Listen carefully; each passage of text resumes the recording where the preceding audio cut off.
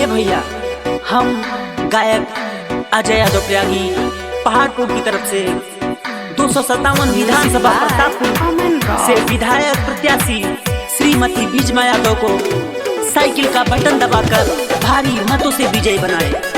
बीजमा यादव जिंदाबाद जिंदाबाद जिंदाबाद, बीजमा यादव जिंदाबाद जिंदाबाद जिंदाबाद, अखिलेश यादव जिंदाबाद जिंदाबाद जिंदाबाद।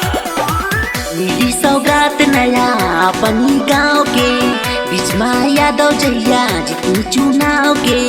भैया ध्यान दो हो मिली सौगात नया अपनी गांव के, बीजमा यादव जहिया जीतू चुनाव के। सबही के पूरा हो सपनवा हो, सपनवा हो।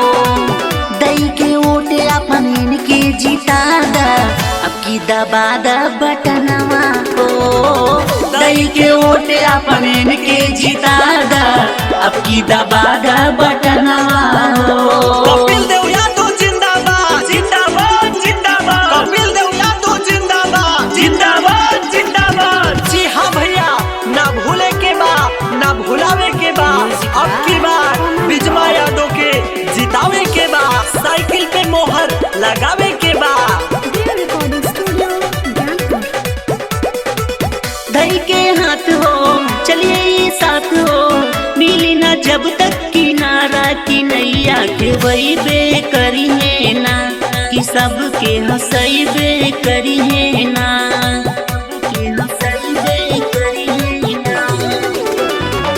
दई के हाथ हो चलिए साथ हो, मिली ना जब तक किनारा की नैया के वही बे करी है ना, कि सबके हंसई बे करी है ना।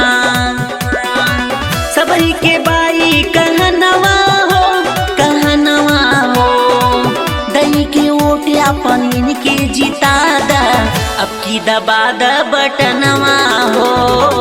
दई के वोटे अपन इनके जिता दा, अब की दबा दा बटनवा हो।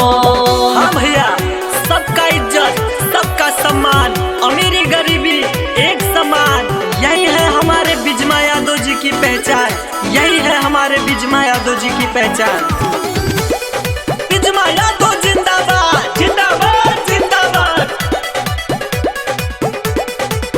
लहरी पत्ता का हो अब की पक्का हो, भइल बसोर चारों ओर की पूरा गली गली ना, कि वोटे अब देवे चली ना, कि वोटे अब देवे चली ना। लहरी पत्ता का हो अब की पक्का हो, भइल बसोर चारों ओर की पूरा गली गली ना, कि वोटे अब देवे चली ना। बढ़िया मोहर देख निशानवा हो, निशानवा हो। दई के वोटे अपन इनके जिता दा, अब की दबा दा बटनवा हो। दई के वोटे अपन इनके जिता दा, अब की दबा दा बटनवा हो।